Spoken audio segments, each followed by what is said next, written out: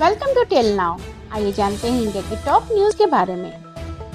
आज हम बात कर रहे हैं एक ऐसे सवाल की जो हर आम आदमी के दिल में है। क्या भारत में गरीब और आम आदमी की आवाज उठाना गलत है? ये सवाल उठाया है आम आदमी के राज्यसभा सांसद राघव चड्ढा ने। उन्होंने एक वीडियो संदेश के जरिए कहा, मुझे खामोश किया गया है लेकिन मैं हारा नहीं हूँ। उन्होंने ये भी कहा कि मैं घायल हूँ इसीलिए घातक हूँ।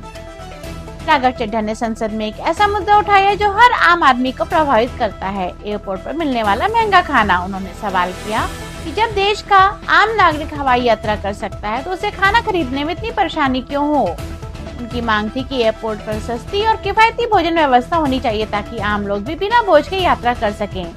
और उनकी डिमांड और संसद में उठाए गए इस टॉपिक का असर तुरंत हुआ। अब एयरपोर्ट पर भी चाय और समोसा अवेलेबल है, वो भी सस्ते रेट्स में। चाय का रेट है 10 रुपए और समोसा का रेट है 30 रुपए। ये अपने आप में राघव चड्ढा के लिए बहुत बड़ी अचीवमेंट की बात है। आम आदमी के लिए आवाज उठाना और अपनी उस मांग को पूरा होते देखना उनके लिए गर्व की बात थी। उन्होंने खुद एयरपोर्ट पर 10 रुपए की चाय पीकर ये खुशी जाहिर की। राघव चड्ढा ने डिलीवरी बॉयज की सुरक्षा का मुद्दा भी उठाया। आज के डिजिटल युग में फूड डिलीवरी एप्स का इस्तेमाल तेजी से बढ़ रहा है, लेकिन क्या आपने कभी सोचा है कि 10 मिनट में डिलीवरी करने वाले डिलीवरी बॉयज कितने खतरों से गुजरते हैं? इसी मुद्दे को उठाया राघव चड्ढा ने। उन्होंने जोमेटो और ब्लिंकिट जैसी कंपनियों से सवाल किया कि क्या 10 मिनट डिलीवरी का दबाव उनके कर्मचारियों की जान के साथ खिलवाड़ नहीं है।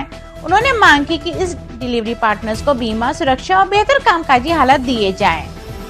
और उनकी इस डिमांड को ब्लिंकिट एंड अदर कंपनीज ने वैल्यू करते हुए 10 मिनट मैंडेटरी डिलीवरी का प्रेशर हटाया तथा ब्लिंकिट के डिलीवरी बॉयज के लिए इंश्योरेंस जैसी फैसिलिटी भी अवेलेबल कराई।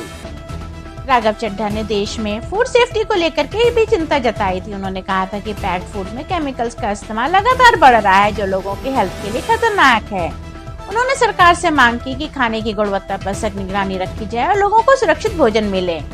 इस टॉपिक पर ज्यादा काम होता दिख तो नहीं रहा है, लेकिन हम उम्मीद करते हैं कि जल्दी भारत सरकार इस टॉपिक पर भी ध्यान देगी और भारत के लोगों की हेल्थ को ध्यान में रखते हुए केमिकल से बनने वाले फूड प्रोडक्ट्स को फुल्ली बैन करेगी और केमिकल का यूज करने वाले के अगेंस्ट स्ट्रिक्ट एक्शन लेकर उन्हें कठोर पनिशमेंट देगी। राघव चड्ढा ने टोल प्लाजा पर होने वाली वसूली को लेकर भी बड़ा मुद्दा उठाया। उन्होंने कहा कि अगर कोई व्यक्ति पूरा टोल रोड इस्तेमाल नहीं करता तो भी उससे पूरा टोल लिया जाता है, जो कि गलत है। उन्होंने इसे मनमानी वसूली बताया और इसमें सुधार की मांग की।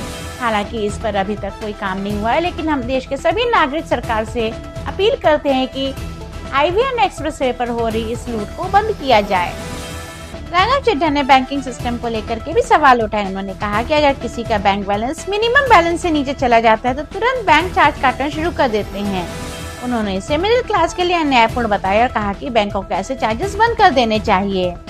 हमारा भी ऐसा कहना है कि बैंक देश के लोगों का मनी सेफ रखने के लिए होता है, न कि देश के आम नागरिक का मनी लूटने के लिए। इसके अलावा राघव चड्ढा ने पैटर्निटी लीव के लिए भी मुद्दा उठाया, जिससे किसी भी चाइल्ड को पालने की जिम्मेदारी में फादर का भी पूरा सहयोग हो पाए। राघव चड्ढा के उठाए गए सवालों में एक सवाल मोबाइल कंपनीज पर भी था कि जब मंथ 30 या 31 दिन का होता है तो मोबाइल चार्जिंग के लिए 28 दिन क्यों होता है। उन्होंने ये भी कहा कि रिचार्ज नहीं होने की कंडीशन में आउटगोइंग का बंद होना तो समझ में आता है, लेकिन आउटगोइंग के साथ साथ टेलीकॉम कंपनीज इनकमिंग को भी बंद कर देती हैं, जो कि बिल्कुल भी सही नहीं है। रिचार्ज होने पर कॉल्स की इनकमिंग फैसिलिटी एटलीस्ट 1 ईयर तक कंटिन्यू रहनी चाहिए। राघव चड्ढा ने मैरिड कपल्स के लिए ज्वाइंट इनकम टैक्स की फाइलिंग की भी रिक्वेस्ट करी। उनका ऐसा मानना है कि ऐसा करने से आम नागरिक को बहुत ज्यादा फाइनेंशियली प्रॉफिट होगा।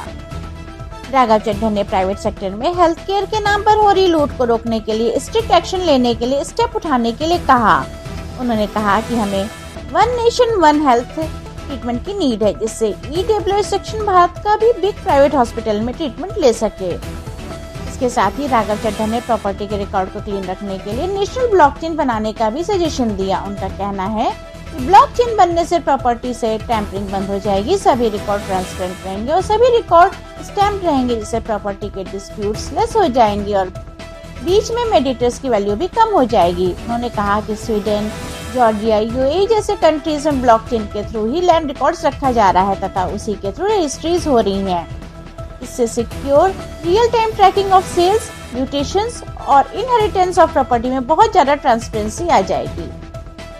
इन सभी इम्पोर्टेंट मुद्दों को उठाने के बाद अब राघव चड्ढा का कहना है कि उन्हें संसद में बोलने से रोका जा रहा है। उन्होंने सीधे सवाल किया क्या जनता की आवाज उठाना गुनाह है? ये बयान अब देश की राजनीति में एक बड़ी बहस बन गया है।